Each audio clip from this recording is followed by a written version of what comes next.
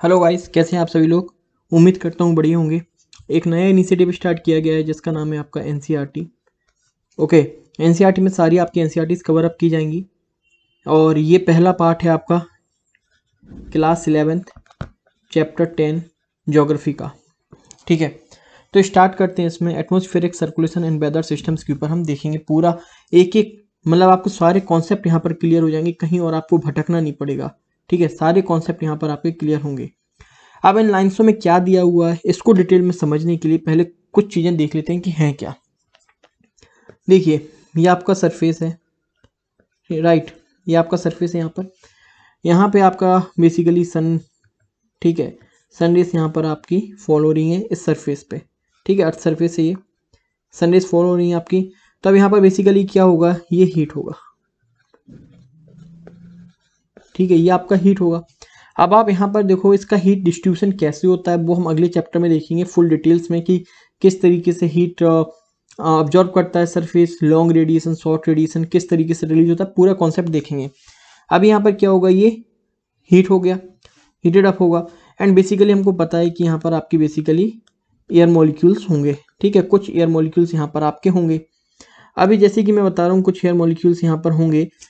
ठीक है, तो अब जब सरफेस हीट होगा तो ये भी हीट होना स्टार्ट होंगे। अब ये हीट होंगे कैसे, यहाँ पे दो प्रोसेस से हीट होते हैं, एक कंडक्शन से और एक कन्वेक्शन से। करेक्ट। अब कंडक्शन और कन्वेक्शन की जब मैं बात कर रहा हूँ तो यहाँ पर सिर्फ मैं वर्टिकल हीट डिस्ट्रीब्यूशन की बात कर रहा हूँ। ठीक है, वर्टिकली हीट कैसे ट्रांसफर होगी। तो जो कंडक्शन की प्रोसेस होती है बेसिकली आपको पता होगा कि कंडक्शन की प्रोसेस में क्या होता है, जब दो इंस्ट्रूमेंट्स आपस में जुड़े हों तभी हीट ट्रांसफर होती है, जैसे कि आप घरों में बर्तनों में देखते होंगे। ठीक है, तो ये जो होता है ये कंडक्शन से होगा, बट ये वेरी माइन्यूट होता है, वेरी माइन्यूट, बहुत ही कम हीट ट्रांसफर होती है कंडक्शन की प्रोसेस से। मेन जो सरफेस पर हीट ट्रांसफर होती है वो होती है आपकी कन्वेक्शन प्रोसेस पे। ठीक, अभी क्या होगा यहाँ पर, आपकी कन्वेक्शन प्रोसेस से यहाँ पर हीट ट्रांसफर होना चालू हो गई आपकी। करेक्ट। तो जैसे ही आपकी हीट ट्रांसफर होना चालू हो गई, जो ये मॉलिक्यूल्स हैं ये क्या होंगे, हीटेड अप होंगे एंड ये दूर दूर हो जाएंगे आपके, जिसके कारण ये हवा क्या होगी, जो बोलते हैं ना हवा आपका वेट कम होगा, हवा आपकी एक्सपेंड होगी, एयर एक्सपेंड होना स्टार्ट होगी एंड वो वर्टिकली अपवर्ड स्टार्ट मूविंग हो जाएगी। It start moving upward to the troposphere. ठीक है, तो हीट होने पर हवा का वेट क्या होगा, कम होगा and they start moving upward. ठीक है, एक्सपेंशन होगा बेसिकली उनका। एंड ऊपर जाकर जब ये अपनी बेसिकली यहाँ पर हीट लूज करेंगे तो इसके कारण क्या होगा, यहाँ पर हीट लॉस होगी, इनकी जो मॉलिक्यूल्स हैं वो आपस में क्या होंगे, कंप्रेस्ड होंगे। कंप्रेस्ड होने के कारण उनका वेट क्या होगा, इंक्रीज होगा। वेट इंक्रीज होने के कारण they start again settling down.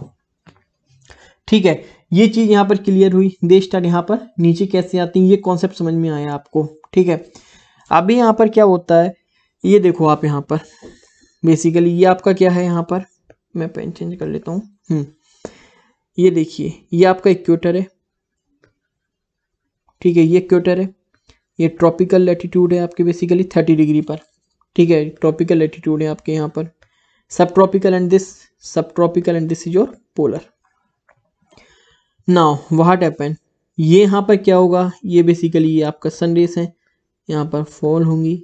ये ITCZ आपका रीजन है, तो यहाँ पर सन हमेशा ही रहेगा। ठीक है, मूवमेंट होगा 5 डिग्री नॉर्थ साउथ होता रहता है मूवमेंट। ठीक है, अब ये क्या होगा, ये हीट होगा आपका। ये हीट होने के कारण यहाँ पे एक्सट्रीम जब हीट हो जाएगी तो ये क्या होगा, यहाँ पर लो प्रेशर क्रिएट होगा। लो प्रेशर कब बनता है, लो प्रेशर बनने का जब आपका सरफेस क्या होगा, हीट होगा। सरफेस हीट होने के कारण क्या होगी, जो बेंड है आपकी ईयर है वो क्या होगी, वर्टिकल स्टार्ट एक्सपेंशन होगा, वर्टिकल स्टार्ट मूविंग अपवर्ड। तो ये देखो आप, ये आपका ट्रोपोस्फियर है। ठीक है, ये आपका बेसिकली क्या है, ये ट्रोपोस्फियर है। So they start moving here upward, ये अपवर्ड हुआ। जब वो यहाँ पर basically due to Coriolis force क्या होगा, जब उनका वेट कम होगा they start setting down at 30 degree. 30 degree पे वो यहाँ पर सेटल डाउन स्टार्ट करना करेंगी। ठीक है, तो जब यहाँ पर क्या होगा, फिर यहाँ पर ये आपका हाई प्रेशर क्रिएट होगा। अभी इसको और ब्रीफ में हम देखते हैं। चलिए अब बेसिकली यहाँ पर देखते हैं लिखा क्या है। ये वही चीज़ लिखी है आपकी, एयर एक्सपेंड्स, जब एक्सपेंड कब होती है, जब वो हीट होगी, एंड कंप्रेस्ड जब वो यहाँ पर कूल्ड होगी। ठीक है, तो यहाँ पर क्या होगा बेसिकली हीट डिस्ट्रीब्यूशन के कारण आपका यहाँ पर लो प्रेशर और हाई प्रेशर क्रिएट होगा। ठीक है, मान के चलिए 704 MB है, ये आपका 708 MB है, तो डिफरेंट प्रेशर क्रिएट्स होंगे। ठीक है, तो डिफरेंट प्रेशर क्रिएट्स होंगे और एयर का जो डायरेक्शन होगा, जो मूवमेंट होगा, वो always move from high pressure to low pressure. ठीक है, हमेशा क्या होगा, always move from high pressure to low pressure. ये देखिए 708 MB and 704 MB। So wind की डायरेक्शन कैसी होनी चाहिए, इस प्रकार से होनी चाहिए विंड की डायरेक्शन। लेकिन विंड की डायरेक्शन आप देखेंगे इस प्रकार से नहीं होती है, वो कैसी होती है, वो इस साइड से होती है। ऐसा क्यों होता है, ये होता है कोरोलिसिस फोर्स में, कोरोलिसिस फोर्स के कारण। अब कोरोलिसिस फोर्स है क्या, वो हम नीचे देखेंगे अभी कोरोलिसिस फोर्स है क्या। ठीक है, याद रखिएगा जो horizontal movement of the air होता है उसको हम विंड बोलते हैं।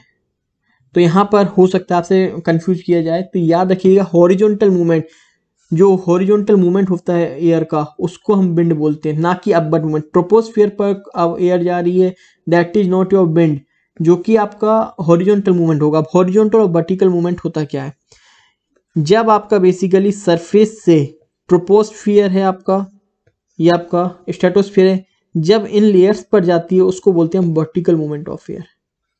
ठीक है, हॉरिजॉन्टल क्या है, 30 डिग्री प्रेशर आइसोबार्स के बीच में जो विंड मूव हो रही है basically, okay, due to a pressure gradient force, उसको बोलते हैं बेसिकली हॉरिजॉन्टल मूवमेंट। अब सारी फोर्स से आपको सारी जो मैं टर्म्स ले रहा हूँ इसी वीडियो में आप देखेंगे। अब वर्टिकल राइजिंग के कारण क्या होगा, अब देखें आप, वर्टिकल राइजिंग के कारण क्या होगा, अपवर्ड मूवमेंट हो रहा है।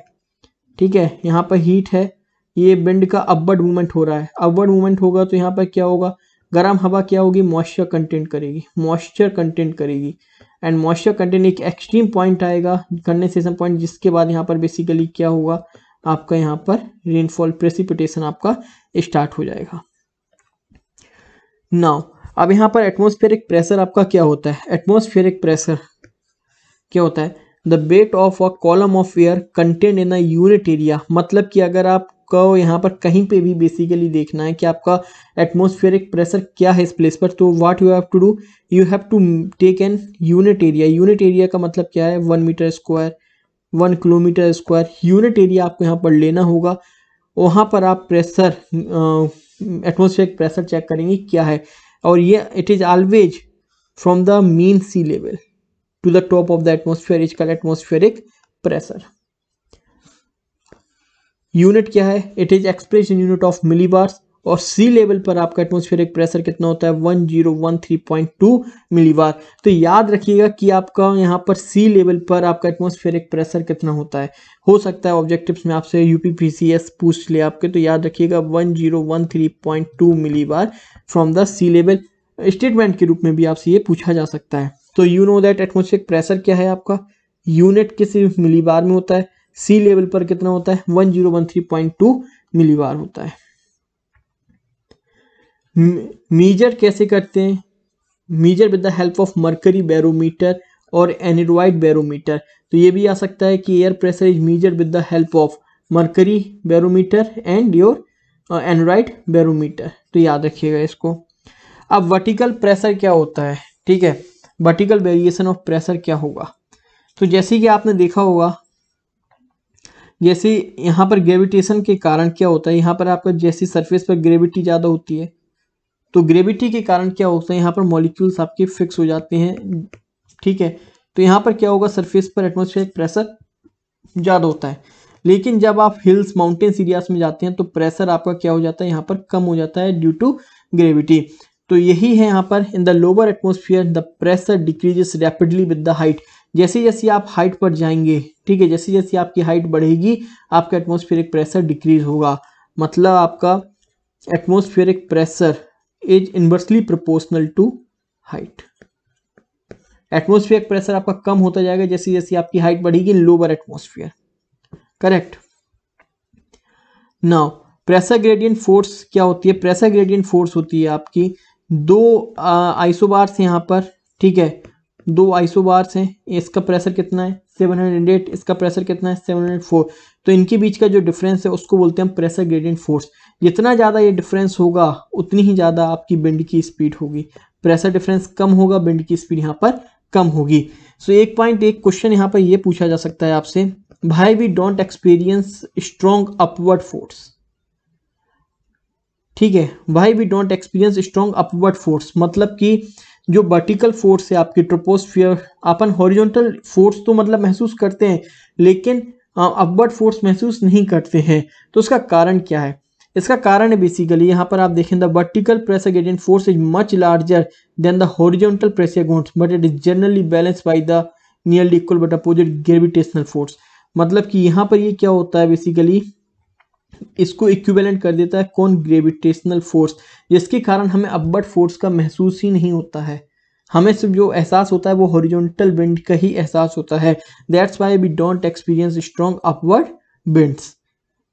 यहाँ पर क्वेश्चन ये भी आ सकता है, which pressure gradient force is more? Statement UPSC में स्टेटमेंट के रूप में पूछा जा सकता है, वर्टिकल प्रेशर ग्रेडियंट फोर्स और horizontal pressure gradient force. I hope दोनों के बीच में डिफरेंस पता होगा, आपको बता चुका हूं मैं। So vertical pressure gradient force का जो आपका much larger than the horizontal pressure gradient force, but we don't experience strong upward force due to it balanced by the gravitational force. Horizontal में क्या है? हॉरिजॉन्टल हम देख ही चुके हैं, ऊपर बताया था हॉरिजॉन्टल फोर्स के कारण क्या होता है।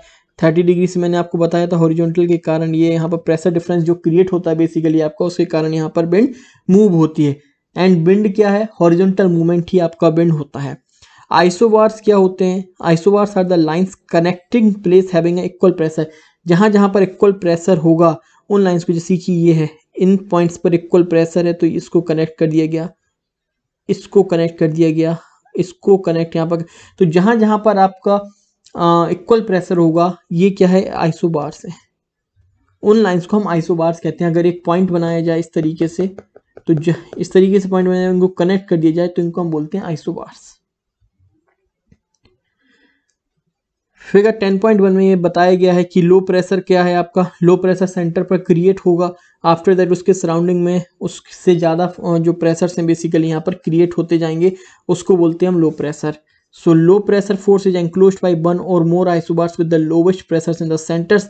इसी तरीके से आपका हाई प्रेशर का होता है। हाई प्रेशर में क्या होगा? एंक्लोज्ड by one or more isobars with the highest pressure at the centre. ठीक है, तो एक पॉइंट ये है आपका करेक्ट।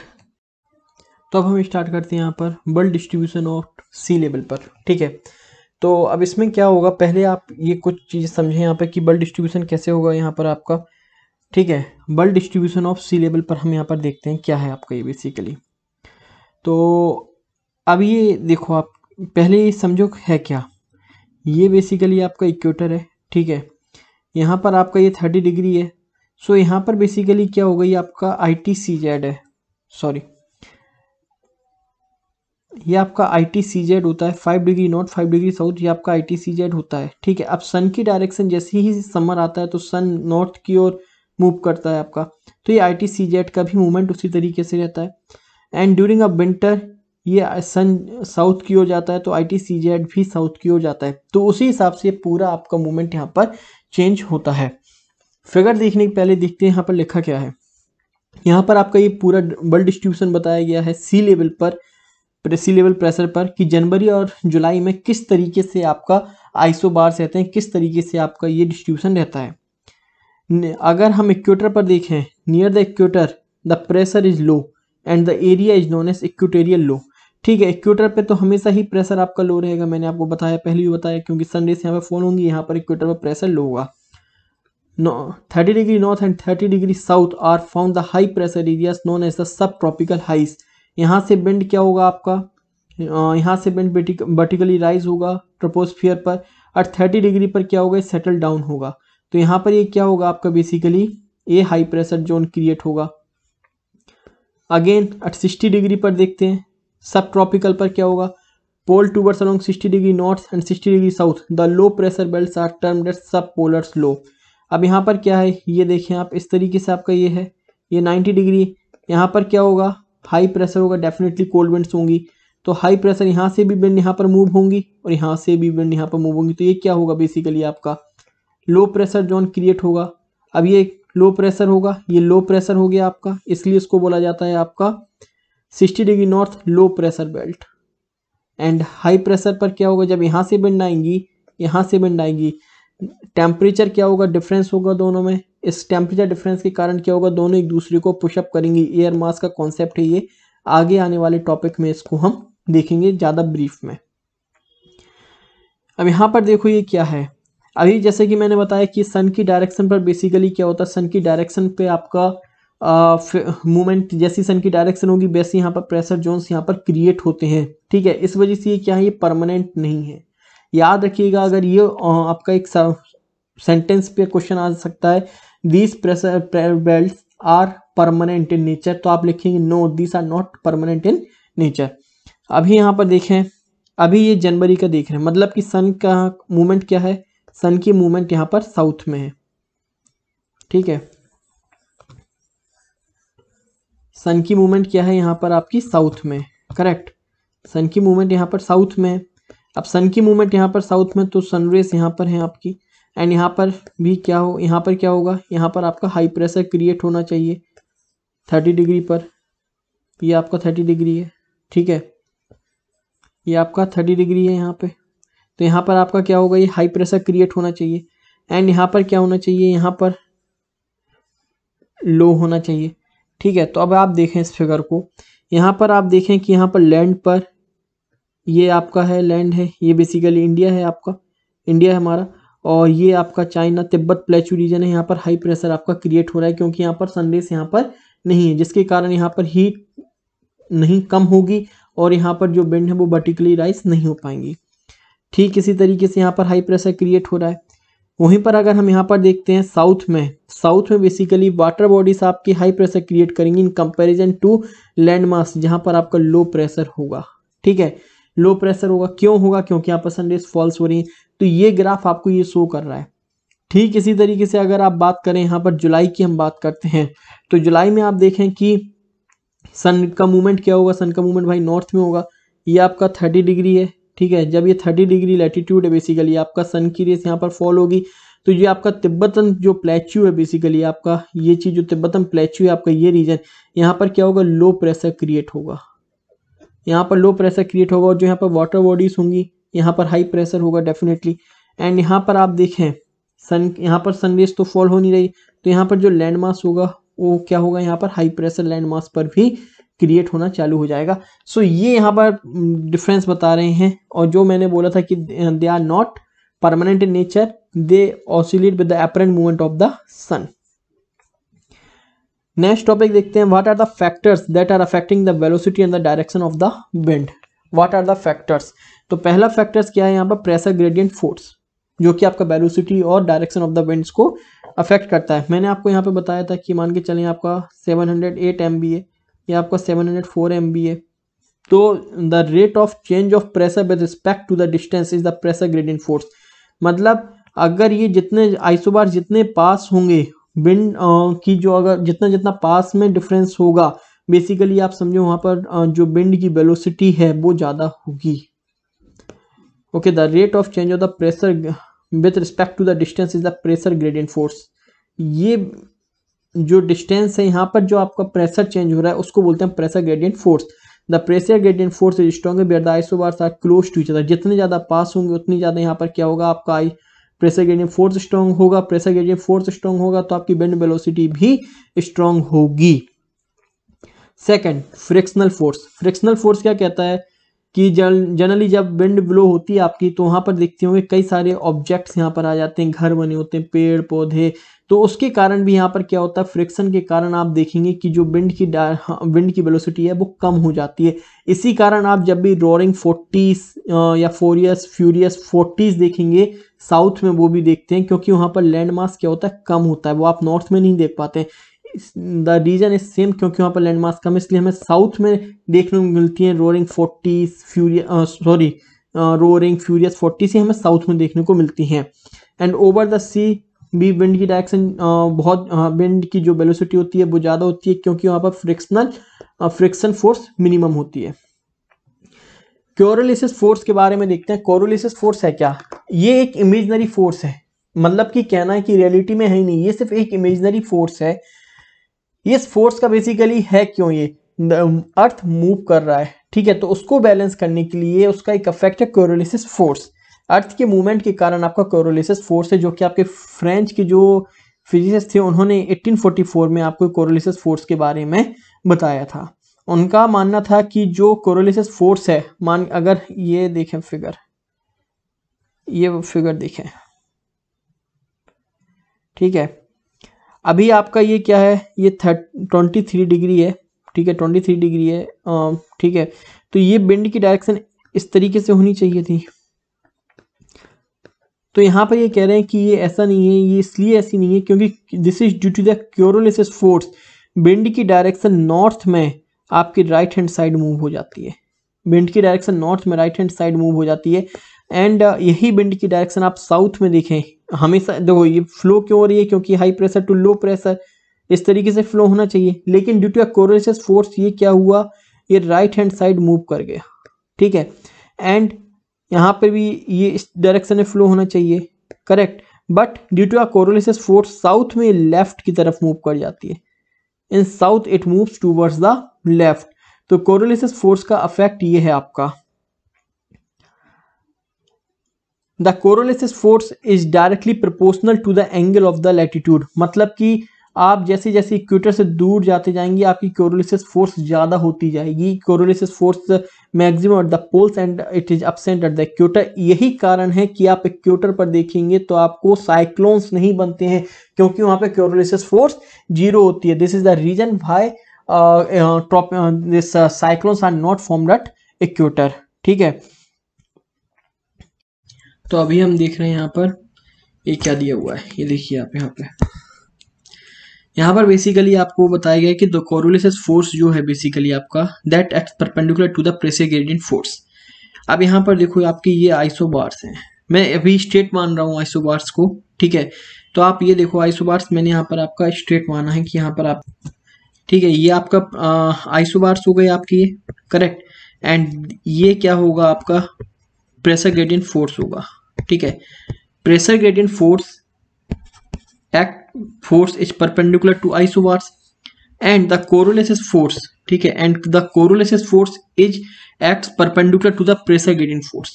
कोरोलिसिस फोर्स क्या होता है, ये आपका कोरोलिसिस फोर्स है and it acts perpendicular to the pressure gradient force। इतना पॉइंट याद रखिएगा, the higher the pressure gradient force the more is the velocity of the winds and the larger is the direction of winds। जितना ज्यादा आपका pressure gradient force होगा, मैंने आपको पहले ही बताया, उतनी ही ज्यादा विंड की क्या होगी, वेलोसिटी होगी, एंड उतने ही ज्यादा आप देखेंगे विंड में आपको डिफ्लेक्शन भी देखने को मिलेगा, उतने ही ज्यादा आपको विंड में यहाँ पर डिफ्लेक्शन भी देखने को मिलेगा, correct. As a result of these two forces act perpendicular to each other. At the equator, the coriolis force is zero. Wind blows perpendicular to the isobars। Wind कैसी फ्लो करती है, परपेंडिकुलर टू द आइसोबार्स। ये कोरोलिसिस force है आपका, ठीक है, यहाँ ये जीरो है, इसलिए विंड ब्लोस परपेंडिकुलर, क्योंकि यहाँ पर कोई डिफ्लेक्शन आपको देखने को मिलेगा ही नहीं। इस तरीके से जो ये है विंड आपकी डिफ्लेक्ट होगी ही नहीं, ना राइट में ना लेफ्ट में आपकी विंड डिफ्लेक्ट होगी नहीं, जीरो है। दैट्स इज द रीजन आप देखेंगे ट्रॉपिकल साइक्लोन्स आपके फॉर्म नहीं होते इक्वेटर पे, जो मैंने आपको पहले भी बताया है। अब यहाँ पर आप देखो, इस फिगर को पहले देखते हैं। इस फिगर को आप देखेंगे तो इसमें आप देखेंगे ये हाई प्रेशर है, ये लो प्रेशर है आपका, ठीक है। हम ऊपर जाते जा रहे हैं यहाँ पर, ठीक है, ये ऊपर जाते जा रहे हैं, ठीक है। अभी ये कॉन्सेप्ट है बेसिकली आपका जियोस्ट्रॉपिक विंड होता क्या है। अभी देखो आप, ये आइसोबार्स है, इसके परपेंडिकुलर में ये जो है, इसके परपेंडिकुलर में जैसे कि मैंने आपको बताया था आपका प्रेशर ग्रेडियंट फोर्स रहेगा, ये परपेंडिकुलर आइसोबार्स के है, ठीक है। यहाँ पर ये क्या होगा बेसिकली, ये आपका कोरोलिसिस फोर्स बेसिकली इसके परपेंडिकुलर होना चाहिए था, but due two of friction ये कोरोलिसिस फोर्स है आपकी, विंड की डायरेक्शन ये है। फिर और ऊपर गए हम, यहाँ पर प्रेशर और कम हुआ आपका, ये आपका प्रेशर ग्रेडियंट फोर्स है, ये कोरोलिसिस फोर्स है। यहाँ पर फ्रैक्शन कम होता जा रहा है, फ्रैक्शन का क्या रोल है ये बता रहा हूँ आपको, ठीक है। उसी तरीके से जैसे जैसे यहाँ पर फ्रैक्शन कम होता जाएगा, ये आपका प्रेशर जो प्रेशर ग्रेडियंट फोर्स है, ओके, एंड कोरोलिसिस फोर्स रफली ये दोनों ही एक दूसरे को बैलेंस करेंगे, ठीक है। यहाँ पर क्या होगा, यहाँ पर आपका फ्रिक्शनल फोर्स जीरो हो जाएगा, और ये जो विंड आपकी start moving parallel to the isobars. इस विंड को बोलते हैं हम जियोस्ट्रॉफिक विंड। अब यहाँ पर देखते हैं, the velocity and the direction of the winds are the net results of the wind generating forces. The winds in the upper atmosphere 2 to 3 km above from the are free from the frictional effect of the surface and are controlled mainly by the pressure gradient force and the Coriolis force. Okay, when isobars are straight and when there is no friction, the pressure gradient force is, यही चीज है जैसे कि मैंने आपको यहाँ पर बताया कि आपका यहाँ पर ये प्रेशर ग्रेडियंट फोर्स है, ये विंड की डायरेक्शन, जो विंड की डायरेक्शन है, जो विंड की वेलोसिटी है, वो सिर्फ कोरोलिसिस फोर्स यहाँ पर मेंटेन नहीं करेगा, यहाँ पर फ्रिक्शनल फोर्स भी मेंटेन करेगा। मतलब कि pressure gradient force, Coriolis force plus friction, ये तीनों एक दूसरे को बैलेंस कर रहे हैं यहाँ पर, ठीक है। इसलिए आप देखेंगे परपेंडिकुलर नहीं है, विंड की डायरेक्शन ऐसी है। पर जैसे ये सरफेस की बात है, जैसे जैसे हम ऊपर जाते जाएंगे प्रेशर कम होता जाएगा, हमारा प्रेशर कम होता जाएगा, फ्रिक्शनल फोर्स क्या हो जाएगा, जीरो हो जाएगा। जब फ्रिक्शनल फोर्स जीरो हो जाता है तो प्रेशर ग्रेडियंट फोर्स क्या करता है, विंड की डायरेक्शन और वेलोसिटी वो करता है, तो उसको बैलेंस कौन करेगा, कोरोलिसिस फोर्स करेगा। So pressure gradient force is balance by your Coriolis force and wind starts moving parallel to the isobars, उसको बोलते हैं हम geostrophic winds, that is known as geostrophic winds. I hope अभी आपको clear हो गया होगा। ये आपका प्रेशर ग्रेडियंट फोर्स है, ये आपकी आइसोबार्स है, ये कोरोलिसिस फोर्स है। जैसे कि आपको पता है ये राइट हैंड साइड में नॉर्थन हेमिस्फीयर में रहता है, तो ये आपका, ये बेसिकली आपको आई थिंक यहाँ पर क्लियर हो गया होगा ये कॉन्सेप्ट जियोस्ट्रॉफिक विंड होता क्या है। नेक्स्ट यहाँ देखते हैं, the wind circulation around a low pressure, ठीक है, it's called cyclonic circulation and around a high pressure it's called an anti cyclonic circulation. इस फिगर को देखें, साइक्लोन में क्या होगा, साइक्लोन कब होगा, जब सेंटर पर लो प्रेशर होगा 1024, सराउंडिंग में 1028, 1032, जब सेंटर पर लो प्रेशर हो तो वहां पर क्या होगा, साइक्लोन्स क्रिएट होते हैं। एंड जब सेंटर पर हाई प्रेशर हो 1036, 1040, वहां पर एंटी साइक्लोन्स क्रिएट होते हैं। विंड डायरेक्शन क्या होगी, नॉर्थन हेमिस्फीयर में एंटी क्लॉकवाइज और एंटी साइक्लोन की क्या होगी, क्लॉकवाइज। याद रखिए सदन में क्लॉकवाइज और एंटी क्लॉकवाइज डायरेक्शन होगी। बाकी डिटेल में जब साइक्लोन्स पढ़ेंगे जब ये देखेंगे, ठीक है। अभी यहाँ पर ये क्या है, यहाँ पर ये आपको क्या बताया, कन्वर्ज और डाइवर्जेंस क्या होता है, ठीक है, कन्वर्ज और डाइवर्जेंस क्या होता है, ये इस फिगर को हम फिर से देखेंगे अभी।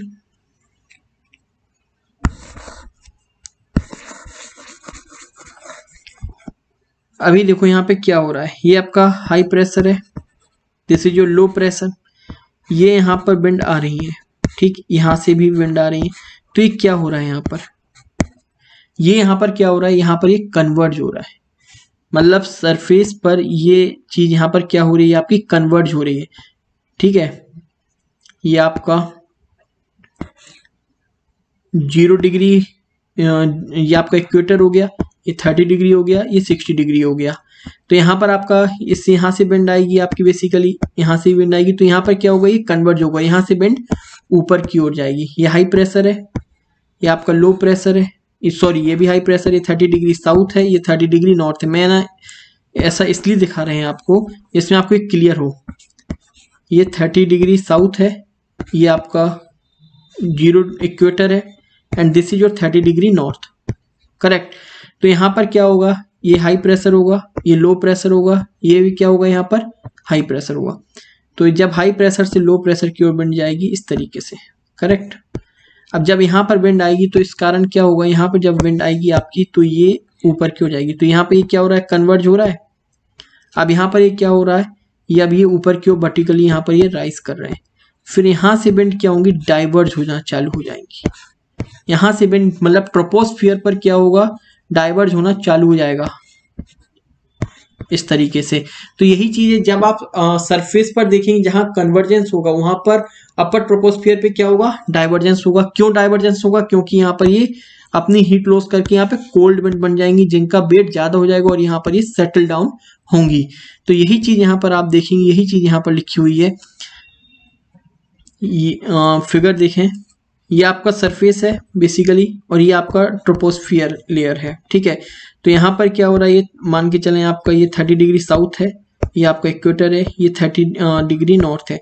तो यहाँ पर ये क्या हो रही है, विंड्स यहाँ पे कन्वर्ज हो रही हैं, ऊपर जा रही हैं, ऊपर से ये डाइवर्जेंस यहाँ पर स्टार्ट हो रहा है। ठीक इसी तरीके से ये 60 डिग्री का है। तो ये कॉन्सेप्ट यहाँ पर बताया गया, यही चीज यहाँ पर लिखी गई है। The bend circulation at the earth surface around low and high on many equation is closely related to the bend circulation at higher level. अब हायर लेवल का यहाँ पर क्या मतलब है? Troposphere. Troposphere basically I am not talking about troposphere but I am talking about the upper layer. ठीक है, generally over low pressure the bend will converge and rise, converge हो रही है और राइज हो रही है। हाई प्रेशर पर क्या होगा? यहाँ पर डाइवर्जेंस होगा। Apart from the convergence some eddies and convection currents, orographic uplift, ये ओरोग्राफिक अपलिफ्ट वगैरह अभी जो हमारा नेक्स्ट वीडियो आएगा पार्ट सेकंड उसमें देखेंगे। आज के लिए इतना ही। अगर वीडियो पसंद आया हो तो लाइक एंड सब्सक्राइब जरूर करें, और यह हमारा टेलीग्राम चैनल है, उसको ज्वाइन कर सकते हो, वहां पर आपको पीडीएफ मिल जाएगी।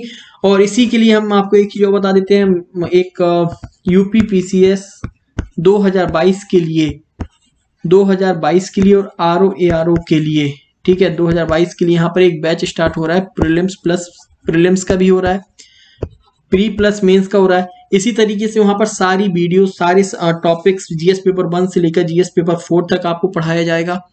वहां पर डेली आंसर राइटिंग होगी।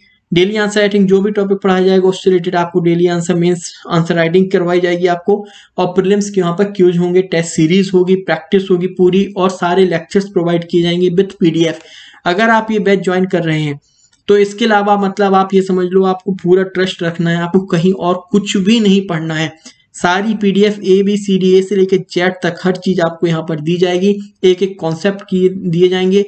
यहाँ पर बेसिकली डाउट क्लियरिंग क्लास होगी, जो भी डाउट होंगे सारे डाउट्स आपके क्लियर किए जाएंगे। अगर ये बैच ज्वाइन करना है तो आप कॉल कर सकते हैं। आप कॉल करने के लिए आप इस नंबर पर कॉल कर सकते हैं। एक सेकंड मैं नंबर बता देता हूँ आपको किस नंबर पे कॉल करना है। 9653013950, इस नंबर पर आप कॉल कर सकते हैं, या फिर आप उत्कर्ष सर से भी बात कर सकते हैं। Okay, thank you so much.